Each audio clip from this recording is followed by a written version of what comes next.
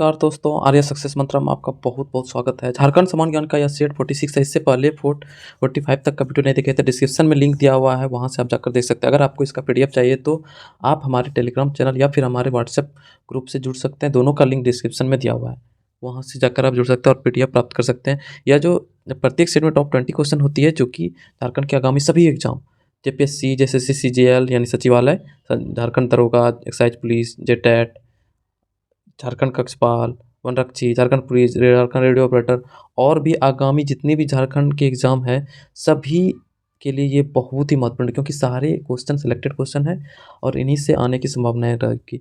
तो आप वीडियो को लास्ट तक देखिए, ताकि आपका एक भी प्रश्न छूटे नहीं और आपको 100% सफलता मिलेगी। अगर आप सारे वीडियो को टॉप 50 इस तरह से सेट है, तो आप सारे वीडियो को आप देख लेते हैं, तो आपका झारखंड से संबंधित कोई भी क्वेश्चन नहीं छूटेगा। तो चलिए आज का सेशन शुरू करते हैं।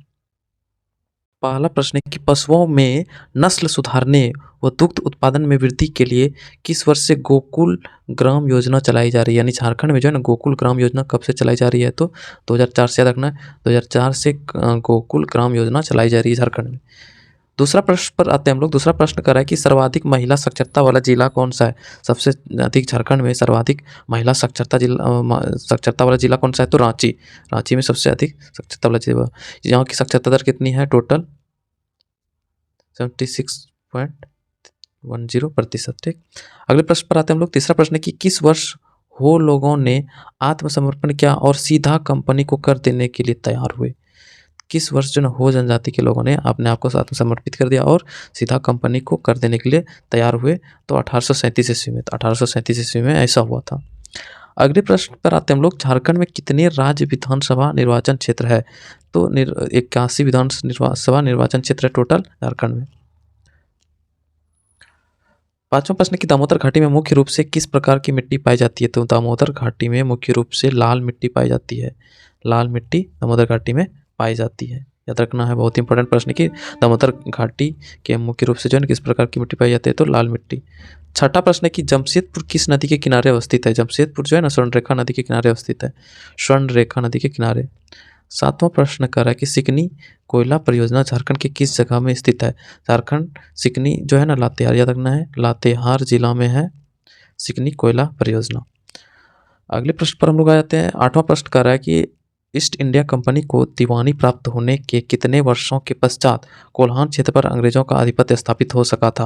यानी ईस्ट इंडिया कंपनी को जब दीवानी प्राप्त हुआ, तो 1765 में ईस्वी में क्या हुआ था, इसको दीवानी प्राप्त हुआ था भारत में, बिहार, बंगाल और उड़ीसा का। ठीक, तो उस समय बोल रहा है कि उसके बाद कितने वर्ष पश्चात जो है ना, कोल्हान क्षेत्र में अंग्रेजों का आधिपत्य स्थापित हो सका था, तो 72 वर्ष बाद, यानी काफ़ी समय लग गया था। 72 वर्ष बाद यानी कोल्हान पर आधिपत्य अंग्रेजों को स्थापित हुआ था। नौवां प्रश्न कि झारखंड का तुरुपाडी किसके लिए प्रसिद्ध है। झारखंड का जो तुरुपाडी जगह है वो किस चीज़ के लिए प्रसिद्ध है, तो यह जो है ना जगह सोने की खान के लिए प्रसिद्ध है। तुरुपाडी जो है ना, सोने की खान के लिए प्रसिद्ध है झारखंड में। अगले प्रश्न पर आते हैं। 10वां प्रश्न है कि पालकोट अभ्यारण्य आश्रयी किस जिले में है, तो पालकोट गुमला, याद रखना है, पालकोट कहाँ है, गुमला में है। 11 नंबर प्रश्न है कि जमशेदपुर की स्थापना किसने की थी। बहुत ही इंपॉर्टेंट क्वेश्चन। तो जमशेदपुर की स्थापना जमशेद जी नौसरवान जी टाटा ने किया था। नौसरवान जी टाटा ने, जमशेद जी नौसरवान जी टाटा ने इस जमशेदपुर की स्थापना किया था। जमशेदपुर का नाम टाटा नगर है, टाटा नगर। अगले प्रश्न पर हम लोग आते हैं। पलामू पर अंग्रेजी आधिपत्य कब स्थापित हुआ था, यानी पलामू पर अंग्रेजों का अधिकार कब स्थापित हुआ था, तो 1771-72 ईस्वी में पलामू पर अंग्रेजों का जो है ना अधिकार स्थापित हुआ था। 13वां प्रश्न है कि 13वीं सदी में खुद को झारखंड का शासक घोषित करने वाला राजा जयसिंह किस राज्य के थे, तो उड़ीसा के थे। जयसिंह कहाँ के थे, उड़ीसा के थे जयसिंह। तो यानी 13वीं सदी में ना खुद को झारखंड का शासक घोषित कर दिया था जयसिंह ने, तो ये उड़ीसा के थे। 14वां प्रश्न है कि धनबाद जिले के कौन सा औद्योगिक शहर एक सघन औद्योगिक संकुल है, जहां 25 किलोमीटर के दायरे में 250 उद्योग स्थापित है। काफ़ी ज़्यादा, 25 किलोमीटर, मात्र 25 किलोमीटर जगह में बोल रहा है कि 250 यानी 250 उद्योग स्थापित है। ठीक, तो धनबाद का जिले का कौन सा औद्योगिक शहर में, तो चिरकुंडा में क्या है, 250 उद्योग स्थापित हुआ है। तो चिरकुंडा कहाँ है, धनबाद जिला में है। ठीक, अगले प्रश्न पर हम लोग आ जाते हैं। अब 15वां प्रश्न कि आकाशवाणी रांची की स्थापना कब हुई थी? मोस्ट इंपॉर्टेंट प्रश्न है, आकाशवाणी रांची की जो स्थापना हुई थी जुलाई 1957 में, 1957 में, जुलाई 1957 में ही रांची में आकाशवाणी की स्थापना हुई थी। 16वां प्रश्न पर आते हैं कि बोला कि राज्य सरकार किसी राजस्व अधिकारी द्वारा सर्वेक्षण करने को आदेश दे सकेगी, यानी राज्य सरकार जो है ना किसी राजस्व अधिकारी को द्वारा जो है ना सर्वेक्षण करने का आदेश दे सकता है, ठीक। यह सीएनटी का किस धारा में वर्णित है? सीएनटी छोटा Nagpur tenancy act, tenancy act में, यानी बोल रहा है कि यानी कौन सी धारा में ऐसा वर्णन है? तो धारा 80 में, याद रखना धारा 80 में ऐसा वर्णन है। 17वां प्रश्न की सीएनटी एक्ट की धारा 113 से वस्तु रूपी लगान भूमि संबंधी शर्त है या लगान का वस्तु रूप है, इसका निर्णय कौन करेगा? यानी सीएनटी एक्ट की धारा 113 में जो है ना वस्तु रूपी लगान भूमि संबंधी शर्त है या लगान का वस्तु रूप है, इसका निर्णय कौन करेगा? तो राजस्व अधिकारी करेगा, राजस्व अधिकारी, रेवेन्यू ऑफिसर।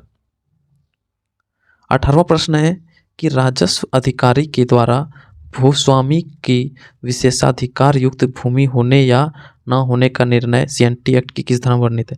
यानी बोला कि राजस्व अधिकारी के द्वारा जो है ना भूस्वामी का विशेषाधिकार युक्त भूमि का होने या ना होने का निर्णय सीएनटी एक्ट की किस धारा में ऐसा वर्णन है? तो 121, धारा 121 में ऐसा वर्णन किया गया है, ठीक। 19वां प्रश्न पर आते हैं उपायुक्त यानी डीसी द्वारा संज्ञेय विषयों की न्यायिक प्रक्रिया का वर्णन सीएनटी एक्ट के किस अध्याय में है? तो ऐसा जो है ना अध्याय 16 में वर्णन है, न्यायिक प्रक्रिया, ठीक। न्यायिक प्रक्रिया से संबंधित कौन सा अध्याय है? 16, अध्याय 16वां अध्याय। 20वां और अंतिम प्रश्न है इस सेट का, कोई भूमि अगर एक से अधिक जिले या अनुमंडल में स्थित हो तो, बहुत इंपॉर्टेंट प्रश्न है क्योंकि एक जिला से अधिक से संबंधित है। कोई भूमि बोल रहा है अगर एक जिले से अधिक या अनुमंडल में स्थित हो तो उसके बाद की सुनवाई उस भूमि के ज़्यादा हिस्से वाले जिले या अनुमंडल के अंदर किया जाएगा, ठीक। इसका प्रावधान सीएनटी की किस धारा में है? तो इसका जो प्रावधान है धारा 138 में, धारा 138 में ऐसा वर्णन है कि कोई भूमि जो है ना अगर एक से अधिक जिला या फिर अनुमंडल, एक से अधिक अनुमंडल में स्थित हो तो उसके बाद की सुनवाई भूमि के ज़्यादा से ज़्यादा हिस्से वाले जिला, यानी जिधर भूमि ज़्यादा जिला वाला या फिर अनुमंडल में हो भूमि का भाग, उसी के अंदर किया जाएगा, ठीक। अब क्वेश्चन को और अच्छे से समझाते हैं आपको कि मान लेते हैं कि ये देवघर यानी सीएनटी एक्ट लागू है छोटा नागपुर, तो हजारीबाग, ये हजारीबाग है, ठीक। इसी के बगल में रामगढ़, मान लो कि ये रामगढ़ है। तो किसी आदमी का जो ज़मीन है ना, ये इतना बड़ा भाग ज़मीन, तो ज़्यादा से ज़्यादा भाग देखते हैं कि इसका क्या है कि कुछ भाग इधर हजारीबाग में इसका ज़्यादा भाग आ रहा है, ठीक। ये आदमी किसी का ज़मीन है जिसका ज़्यादा भाग हजारीबाग में है, कुछ भाग इसका जो है, कुछ भाग,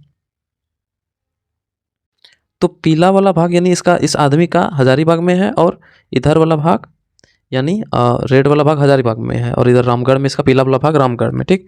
कोई आदमी का ज़मीन, तो बोला कि ऐसी स्थिति में कोई अगर बात हो जाती है, कोई लड़ाई कुछ हो जाता है, तो इसका जो सुनवाई कहाँ होगा? तो हजारीबाग, ज़्यादा ज़मीन जहाँ होगा वहीं पर, तो हजारीबाग में इसका ज़्यादा ज़मीन है तो इसका सुनवाई कहाँ होगा? कौन सा कोर्ट में? हजारीबाग का, ठीक। तो ये कहाँ वर्णन, कौन सा धारा में? तो सीएनटी एक्ट का धारा 138 में ऐसा वर्णन है। ये था टॉप 20 क्वेश्चन जो कि झारखंड के आगामी सभी एग्जाम के लिए बहुत ही महत्वपूर्ण है, इसलिए आप हर एक सेट को देखिए, आपको 100% है कि हर एक क्वेश्चन आपको समझ में आ जाएगा और आपका कोई भी एग्जाम में जो है ना प्रश्न छूटेगा नहीं। तो चलिए वीडियो को यहीं समाप्त करते हैं, फिर से नए वीडियो के साथ फिर हाजिर होंगे, तब तक हंसते रहिए, मुस्कुराते रहिए। जय हिंद, धन्यवाद।